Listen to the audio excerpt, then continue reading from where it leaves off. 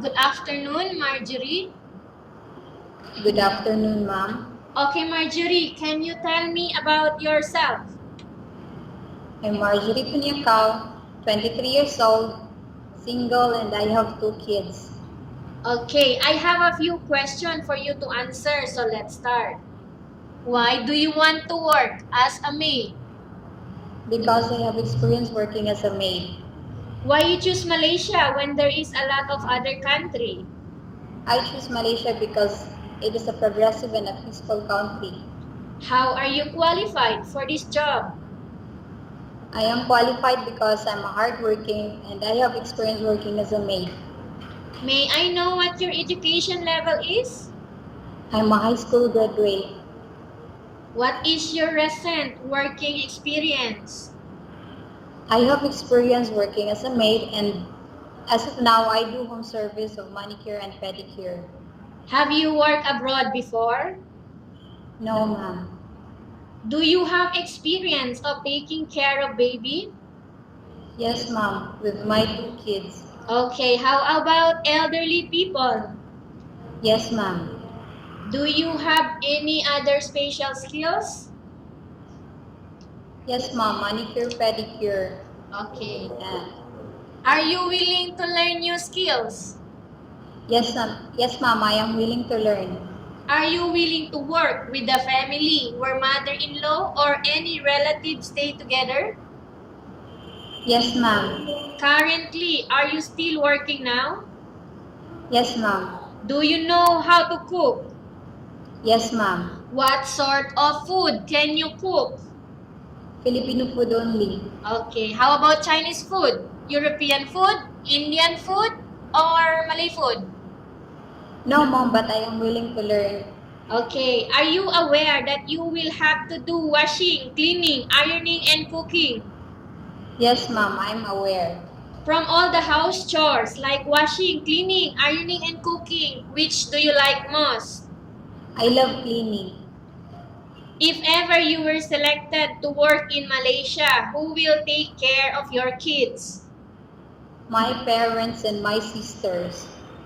You are not allowed to use handphone during working hours.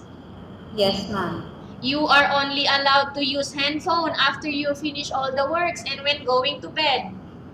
Yes, ma'am.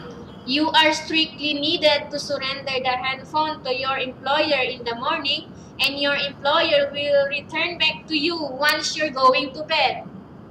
Yes, ma'am.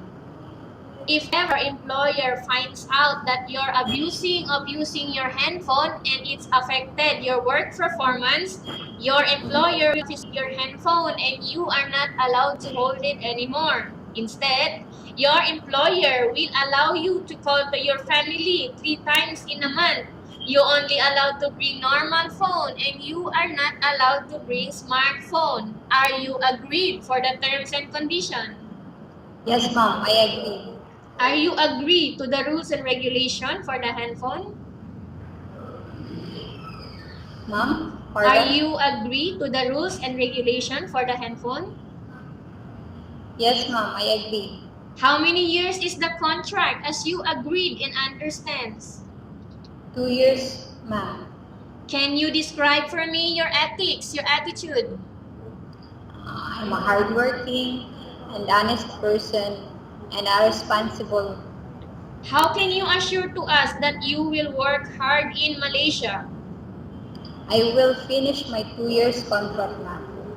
Okay, can you promise not to use the telephone without the permission of your employer? Yes, ma'am. Can you promise not to put on makeup but to dress properly while work? Yes, ma'am. I promise. Can you promise not to invite friends and relatives without the consent of your employer? Yes, ma'am. I promise. Can you promise not to ask for advance salary from your employer under any circumstances? Yes, ma'am. I promise. Do you really understand of the rules and regulation of the agency? Yes, ma'am. I understand. Do you pay any placement fee for you to come to Malaysia to work as a maid? No, ma'am.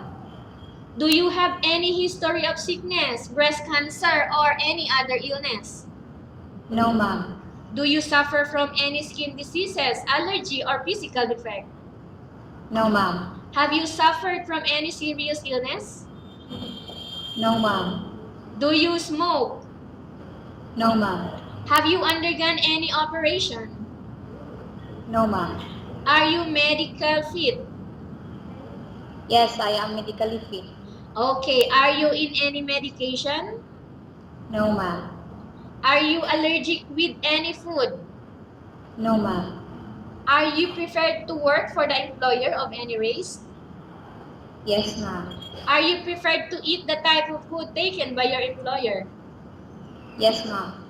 Are you afraid of being left alone in the house? No, ma'am. Are you afraid of dogs or other pets? No, ma'am.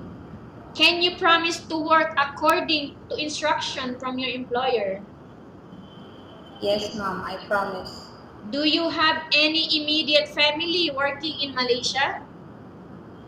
No, ma'am. Okay, Marjorie, we have finished our question section. Let's go to case study. I have a case study for you and I want you to answer me truthfully. Upon arrival in Malaysia within 6 months only, if ever any of your family members passed away, what will you do? I will finish my 2 years contract, ma'am. Tell us about yourself and why do you want to work in Malaysia as domestic helper? Please choose me as your housemate because I am a hardworking, honest person and a responsible one. And I will give my assurance to you that I will finish my 2 years contract, ma'am. Okay, Marjorie, what do you want to tell to your employer who are watching your video right now? Good day, ma'am. I'm Marjorie. Please choose me as your housemate because I'll give my assurance to you that I will finish my 2 years contract. Okay, thank you very much, Marjorie. We will update to your agency if there is any selection made by the employer. Thank you, ma'am.